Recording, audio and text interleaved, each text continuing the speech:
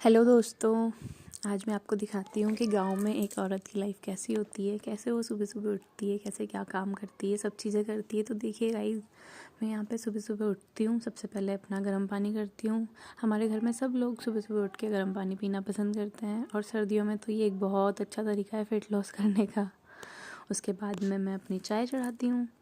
चाय चढ़ा के उसमें डालती हूँ, मैं चाय पत्ती डालती हूँ। साथ में हम केवल 2 ही जने हैं तो 2 कप दूध डालती हूँ। 2 कप दूध डालने के बाद में चीनी हमारे यहाँ पे सब लोग बहुत मीठी चाय पीना पसंद करते हैं, तो यहाँ पे हम लोग ज़्यादा तो नहीं पर थोड़ी बहुत मीठी पी लेते हैं। उसके बाद मैं अदरक डालती हूँ। अदरक सर्दियों में तो अदरक वाली चाय तो हो तो फिर बात ही क्या है, उसका तो मज़ा ही आ जाता है। अदरक वाली चाय के बिना तो सुबह सुबह ही अधूरी लगती है अदरक वाली चाय।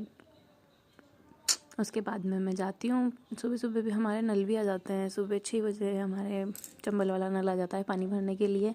तो अभी मम्मी नहीं है, मम्मी अभी घूमने गए हुए हैं, तो उसकी वजह से नल पानी भरने की भी ड्यूटी मेरी लगी हुई है। तो मैं सुबह सुबह उठती हूँ। देखिए ये हमारे सुबह का नज़ारा है।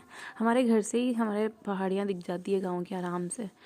पानी भरती हूँ, पानी भर के इतने में जैसे ही मैं आती हूँ हमारी चाय तैयार हो जाती है। सुबह सुबह गरम गरम चाय का स्वाद लेते हैं और उसके के साथ अपने काम शुरू करते हैं बाकी के। उसके बाद मैं जल्दी मैं अपने घर का सारा झाड़ू वगैरह निकालती हूँ। इतनी देर में देखती हूँ कि सूरज देवता भी आ गए हैं, ऊपर चढ़ गए हैं सूरज देवता भी। इतने में देखना होता है कि अब मुझे बाड़े में भी जाना होता है, गाय भैंसों की देखभाल। वहाँ पे भी हमारे खूब सारे जानवर हैं, तो उनका भी गाय वगैरह छोड़ दी थी मेरे जाने से पहले ही। उसके बाद में मैं वहाँ गई, मैंने उनका गोबर वगैरह साफ़ किया, सफाई वगैरह करी। गोबर ये सब मेरे साथ साथ मेरी बेटी भी मेरे वहाँ का काम करवाती है सारा। उसके बाद में मैं सारा गोबर लेके जाती हूँ। फिर वहाँ पे गोबर की थापड़ी, जो बहुत सी जगह कंडे भी बोलते हैं इनको, तो फिर वो बनाते हैं, गोबर की थापड़ी थापते हैं। देखिए शादी के बाद पहली बार आज मैंने गोबर की थापड़ी थापी है, वो भी इसीलिए क्योंकि मम्मी यहाँ पे नहीं है। मम्मी होते हैं तो मुझे ये सब काम करने की ज़रूरत नहीं पड़ती। ये देखिए आज मैंने 4 साल बाद पहली बार, शादी होने के बाद में, मेरी शादी को पूरे 4 साल हो चुके हैं, तो मैंने गोबर की थापड़ी थापी है। फिर आने के बाद में आज अमावस थी, तो अमावस को हमारे यहाँ पे देवी देवताओं के, हमारे जो पितृ देवता होते हैं उनके भोग लगाया जाता है उनके। तो हमारे यहाँ पे हम पुड़त बनाते हैं, रोटी के पुड़त बनाते हैं उनके भोग लगाने के लिए। तो यहाँ पे देखिए आप, मैं आती हूँ, चूल्हा जलाती हूँ, फिर रोटी के पुड़त बनाती हूँ। उसके लिए घी गरम चढ़ाती हूँ सबसे पहले। घी गरम होने के बाद में मैं रोटी के पुड़त बना रही हूँ। इसमें 2 लोए बनाती हूँ छोटे छोटे। दोनों लोयों पे एक पे घी लगा देती हूँ, बीच में घी लगा के इनको बेल लेते हैं। ये देखिए मैं अभी कर रही हूँ, आप देखते जाइए। जी मैंने घी लगा दिया है। अब घी लगा के इन दोनों लोयों को ऐसे आपस में चिपका लेंगे, दोनों लोई को फिर ऐसे चिपका के और इनको बेल लेते हैं। इनको धीरे धीरे हल्के हल्के हाथ से बेलना है आपको, हल्के हल्के हाथ से बेल के और फिर इनको सेक लेते हैं। ये देखिए हल्के हल्के हाथ से बेल रही हूँ मैं, बिल्कुल हल्के हाथ से बेल के ये मैं इसको तवे पे डाल देती हूँ। पौनी बोलते हैं गांव में हमारे यहाँ पे मिट्टी के तवे को। तो फिर चूल्हे की आंच को सही करती हूँ, क्योंकि इसमें कम आंच में, मध्यम आंच में ही पकाया जाता है, ज़्यादा तेज़ आंच में ये जल जाते हैं। तो इनको मैं धीरे धीरे पका रही हूँ। ये हमारा पक के रेडी हो गया है, देखो दोनों साइड से अच्छी तरह पक चुका है। अब इनको हमें खोलना होता है। इनको खोल के ये देखिए कितना सुंदर बन के तैयार हुआ है।